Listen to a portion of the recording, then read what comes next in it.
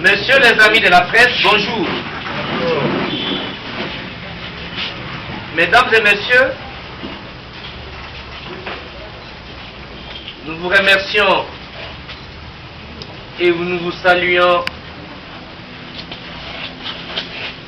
le fait que vous avez accepté de répondre ce matin à notre invitation dans notre modeste cadre, le siège du MLP, qui est également le siège du Front Anti-Dialogue, le FAD.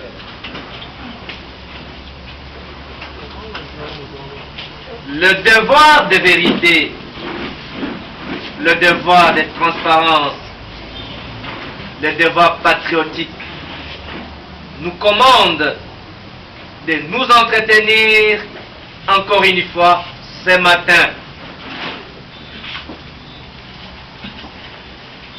L'heure est à l'action et à la responsabilité.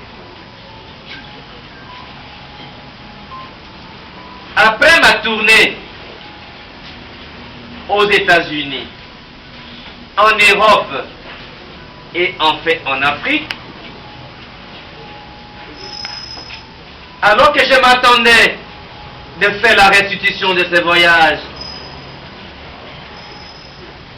il y a un grand événement de dévoilement. Le message de M. Kabila à travers le média.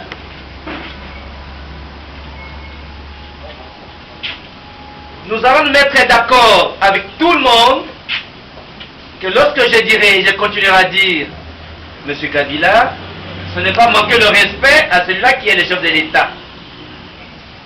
Hollande, on l'appelle Hollande, Obama, on l'appelle Obama. Tout dans la logique du combat, il faut défaire le culte de la personnalité. Nous nous battons pour la démocratie. Pourquoi nous vous avons appelé ce matin? J'ai suivi avec un esprit net le message de M. Kabila. Et quelle est la réaction du Front Anti-Dialogue? Et quelle est la lecture du MLP conjuguée avec les Fronts Anti-Dialogue? C'est clair. Le moment où nous sommes arrivés dans notre pays, le Congo, c'est d'abord la zone de turbulence maintenant. Dans cette période de turbulence, il y aura les dévoilements. Et dans la période du dévoilement, il y aura la purification patriotique. Il y aura un camp pour la patrie, un camp pour le pays, et un camp pour les traîtres qui vont trahir la patrie. Le décryptage du message de M. Kabila est clair. Le dialogue égale les moments de la trahison du pays. Le dialogue égale l'assassinat de la mère patrie. Donc le dialogue, c'est un coup de poignard derrière le dos des Congolais. Un coup de poignard derrière la Constitution. Un coup de poignard contre la démocratie. Comment voudriez-vous comprendre que celui-là même qui a la Constitution et qui a la responsabilité avec son gouvernement de chercher de l'argent pour organiser les élections va nous associer, va associer le peuple congolais pour assumer son échec et obtenir un chèque à blanc pour la définition de notre avenir? Non, non, non, 3 fois non.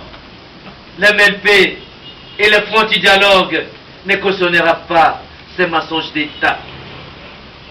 Et ici devant vous, je vous avais dit que le dialogue, je vous avais dit que le message de Kingakati était un mensonge d'État. Après vous allez dire que Frank Diongo, c'était un opposant prophète.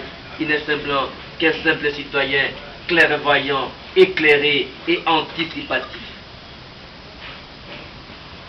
Comment voudriez-vous comprendre que celui-là même, qui a la responsabilité de conduire la politique nationale et internationale, de chercher de l'argent pour la gestion du pays, vient de nous dire, parce qu'il est exclu dans toutes les lois pour être candidat, parce qu'il est exclu par la Constitution pour être candidat, va dire dans son message que les élections coûtent cher, imaginons un autre mode de scrutin. Et là, tout justement, à ce paragraphe, le dialogue et le message, parce que changer de constitution aujourd'hui, c'est rompre le consensus de Sun City, dont Frank Diongo a été un des artisans principaux. Pour avoir cet accord vraiment inclusif, qui est la matrice de l'actuelle constitution, j'ai rencontré des fois 3 fois, en 3 jours, il fallait rencontrer 2 chefs d'État.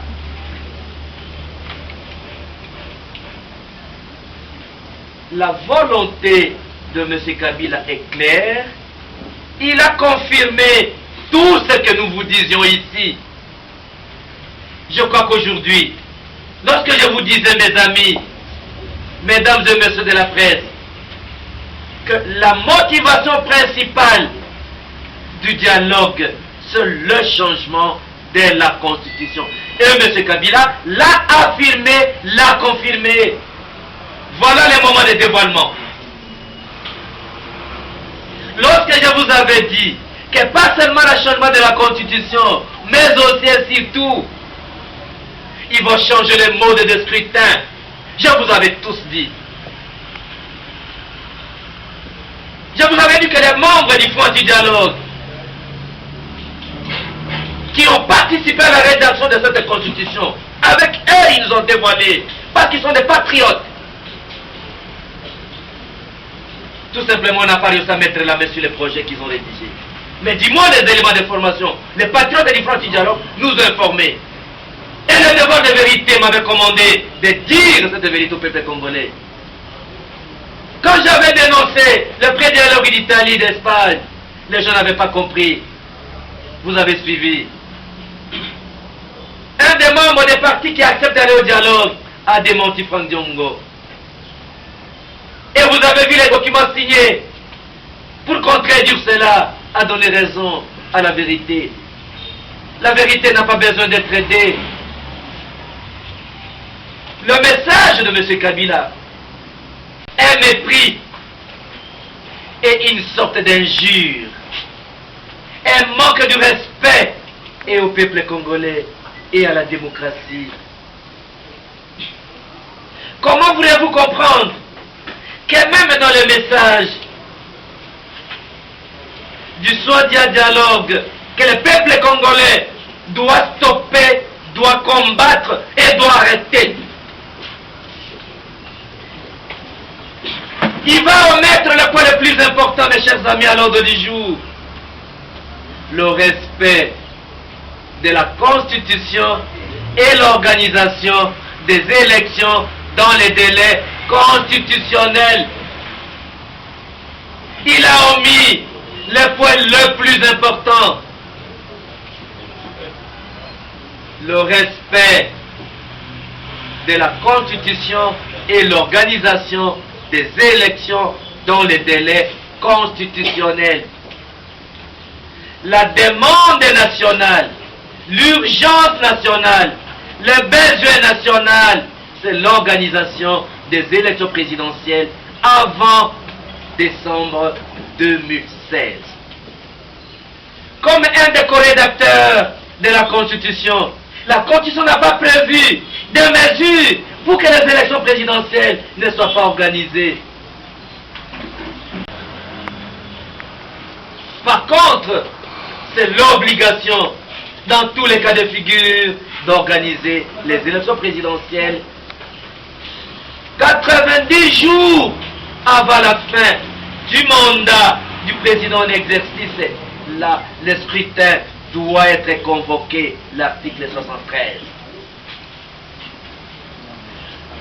Le message de M. Kabila, vous allez comprendre, pas seulement qu'il a omis volontairement et intentionnellement le point le plus important, mais aussi et surtout, il ne fixe même pas le lieu, il ne fixe même pas la date, il ne fixe même pas le format.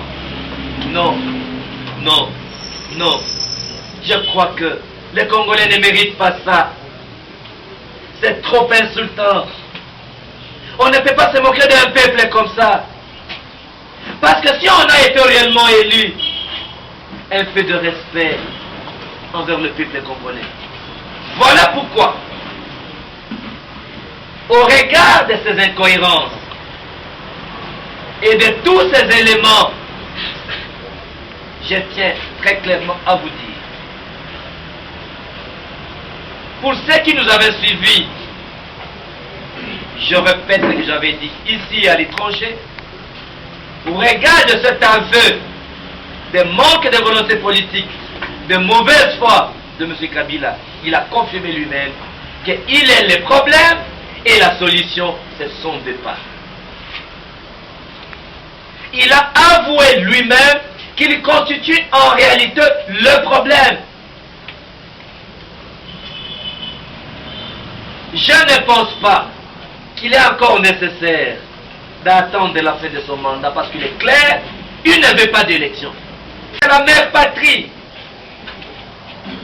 Ce message donne raison à Franck Diongo et confirme que le dialogue est la trahison. Tout Congolais, quel que soit son passé, qui participera à ce dialogue, qui ne contribuera pas à empêcher, à bloquer ce dialogue, est inscrit dans le rôle de traître à la nation. Et le peuple congolais ne sera pas impuni tous les traîtres à la nation.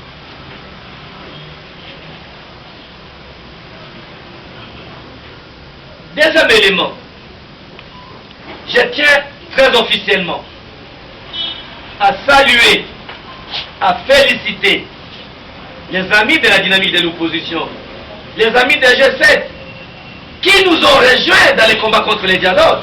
Parce que quand j'ai refusé les dialogues, tous n'avaient pas compris. Et comme les amis de la dynamique de l'opposition nous ont rejoints contre les dialogues, je les félicite, je les encourage. Comme les amis de G7, qui ont fragilisé M. Kabila, qu'ils ont rejoint dans les combats du respect de la Constitution, je les félicite et je les salue également. Mais, ce que le pays a besoin maintenant, au moment de la turbulence, ce n'est pas les plateformes, par-ci, par-là. Et alors, c'est une structure de l'exécutif qui doit s'organiser pour combattre les ennemis de la nation. J'appelle donc au rassemblement, pour une structure, pour un exécutif qui doit combattre, parce que le pays est en danger. Nous allons mettre de côté toutes nos divergences, tous nos positionnements, pour mettre l'intérêt du pays en avant. De sorte que cet exécutif qui va conduire, qui va définir la stratégie du combat, cet exécutif qui doit définir une vision pour le pays, doit avoir des animateurs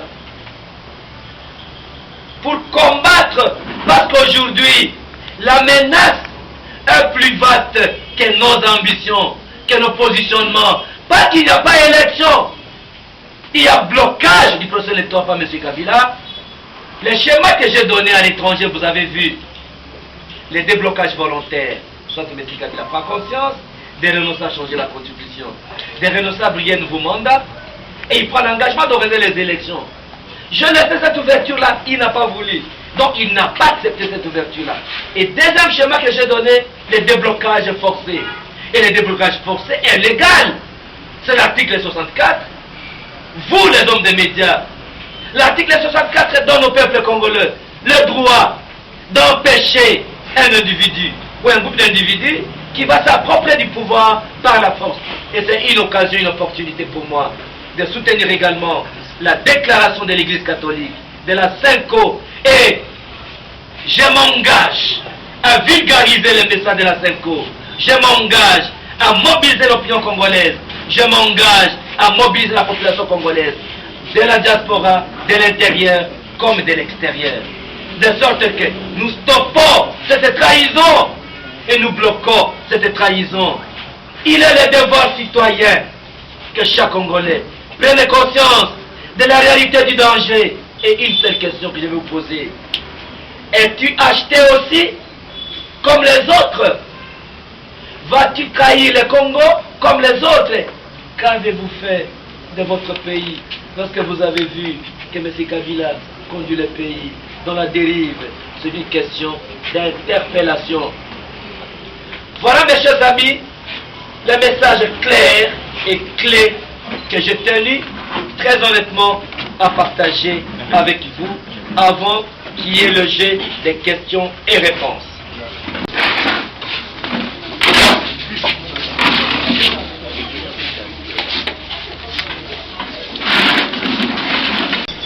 La question est la suivante. Le chef Jean-René Lobokine, 24 télévisions, dans son adresse à la nation, le chef de l'État a demandé à ceux-là qui s'opposent au dialogue de proposer une formule pour qu'on arrive à un consensus. Quelle est votre réaction? Parce que vous êtes anti-dialogue. En convoquant le dialogue, le chef de l'État veut nous plonger dans la crise. Et pourtant, le chef de l'État a dit, pour décrisper la situation, il propose le relâchement de certaines personnalités politiques, de vous au président, qui dit mieux. Parce que vous me dites que le président nous mène à la crise, lui, il décrispe en relâchant certaines personnalités. Je vous trouve un peu alarmiste. Vous dites que le chef de l'État n'a fait aucune allusion concernant les élections, les délais constitutionnels. Mais moi j'ai lu les discours du chef de l'État, j'ai lu quelque part là où il demande au peuple congolais de prier pour les élections avant, pendant et après les élections de 2016. N'est-ce pas une manière pour le chef de l'État de parler des élections de 2016?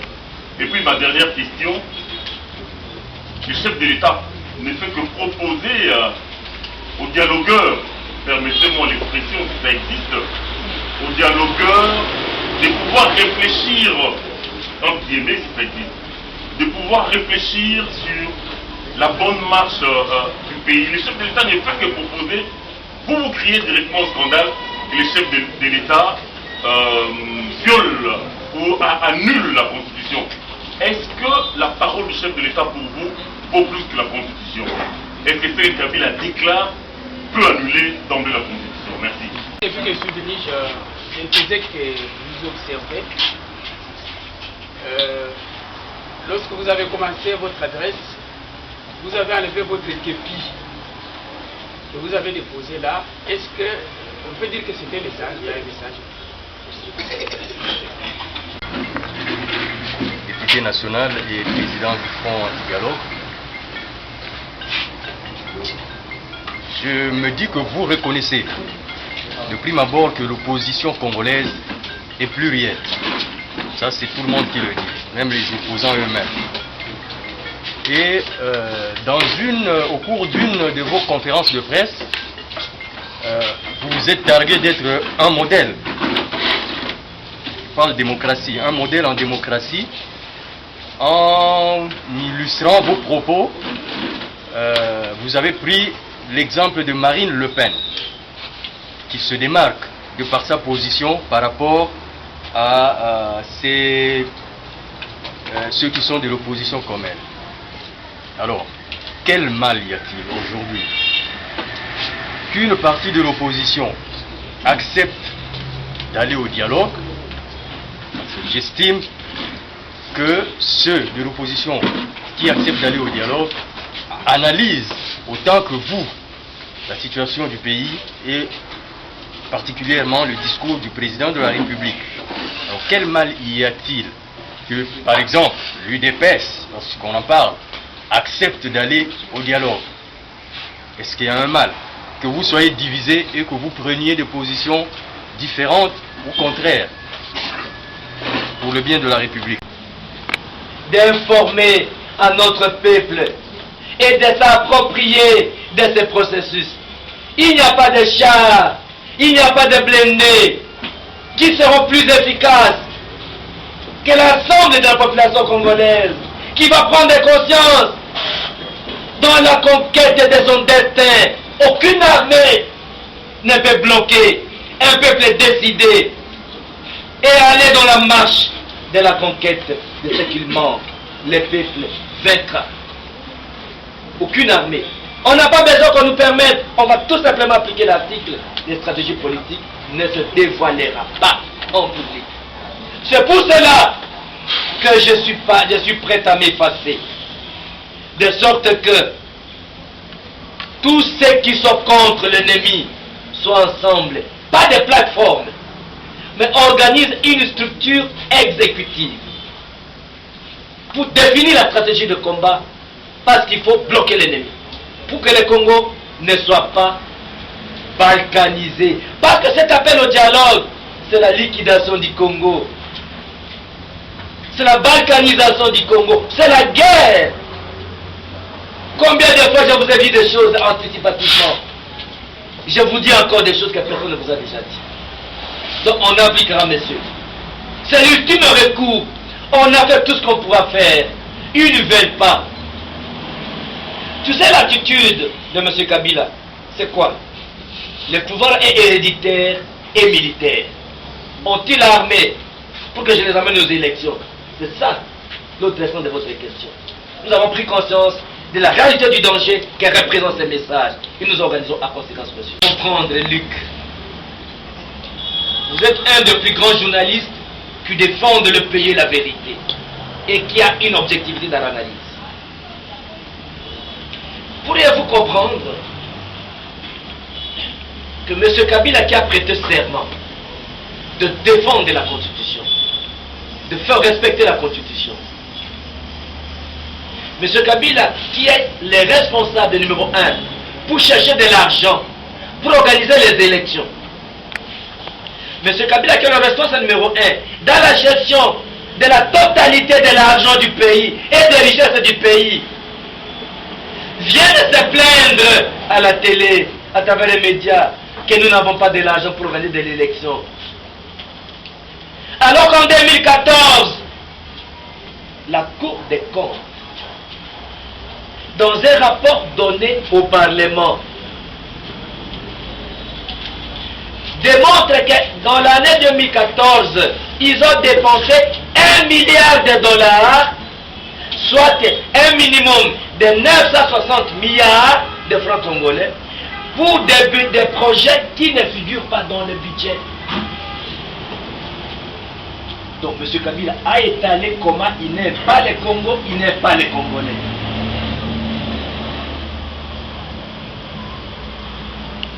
Un peuple s'autodéfinit, s'autoqualifie. Un peuple se reconnaît dans la conquête de ce qu'il manque. Aujourd'hui, M. Luc, le peuple va appliquer l'article 64 pour s'approprier du processus électoral et revenir dans les schémas des élections. Appliquer l'article 64, ça n'est pas sorti devant légal. Appliquer l'article 64, c'est le peuple souverain qui s'approprie.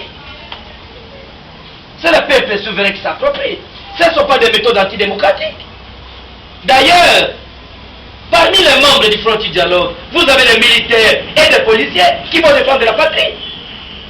Vous avez les gens de la NER, les gens de la DGM qui vont défendre la patrie. Parce que la patrie est en danger. Vous avez les taximens qui vont défendre la patrie. Vous avez les jeunes sportifs qui vont défendre la patrie. Vous avez les mamans de Wenze qui vont défendre la patrie. Vous avez les amis du Congo qui sont dans la diplomatie. Ils vont défendre la patrie. Donc le problème, ce n'est pas de changer les méthodes démocratiques. Par contre, nous exigeons la légalité constitutionnelle, M. Luc. On n'est pas alarmiste. Le monde a besoin, Luc, d'un franc-parler, d'un parler clair et d'un parler vérité. Voilà les devoirs de vérité nous conduit à informer les peuples et à former les peuples. Guine 24, quelle solution vous proposez la brèche d'Addis Abeba. Permettez-moi de mettre une mise au point, parce que j'attends une confusion progressive dans l'opinion. Je le devoir. Dans le message de M. Kabila, vous noterez que le dialogue dont il convoque n'a pas de base légale, n'a pas de cadre juridique. À ma qualité de porteur de l'attente des revendications des citoyens,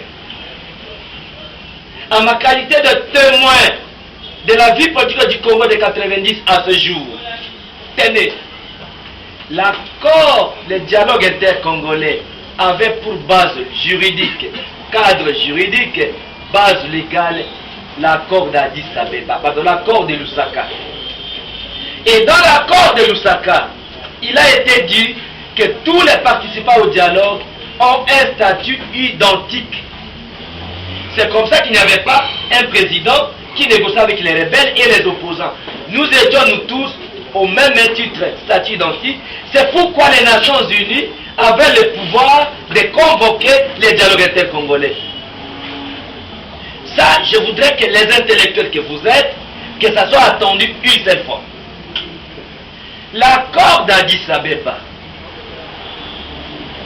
moi je l'avais rejeté. Parce que ça mettait le Congo sous tutelle des Nations Unies. J'étais le premier Congolais à rejeter. Et d'ailleurs, ceux qui ont l'internet verront. Le même jour qu'on a fait l'accord, j'étais à Montréal. Je tenais un peu de presse à l'université de Montréal. Ceux qui ont l'internet peuvent voir. Et j'avais rejeté cet accord.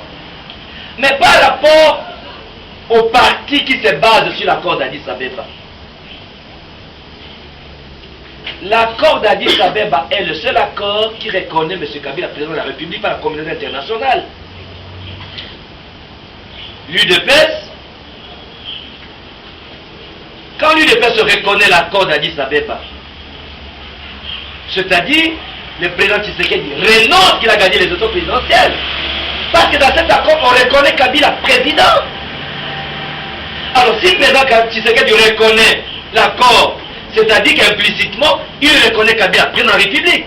Si Kabila est président de la République, Tshisekedi le reconnaît, quelle est la conséquence? Il ne peut plus demander l'impérium. Et quelle est la compensation? C'est l'argent ou le partage de pouvoir? Dis-moi, quelle est la compensation de la reconnaissance? Parce que le président Tshisekedi a dissous le Parlement. Il a prêté serment sur la Bible. Quelle devient la prestation de serment? Et quel devient le Parlement dissous? Le monde a besoin de franc-parler, de parler clair et de parler vérité, monsieur. Donc, l'accord d'Addis Abeba n'est pas la base légale de ce dialogue. Le dialogue ici, c'est M. Kabila veut changer la constitution, il a besoin des gens pour comploter, pour tuer le pays, liquider le Congo. Tous ceux qui iront avec lui, ce sont des membres de la trahison pour vendre le pays et liquider le Congo. C'est tout. Un vrai patriote va bloquer, empêcher et combattre ce dialogue. J'appelle encore l'UDPS de se désengager. Parce que le dialogue est annoncé, mais n'est pas encore convoqué. Donc ils ont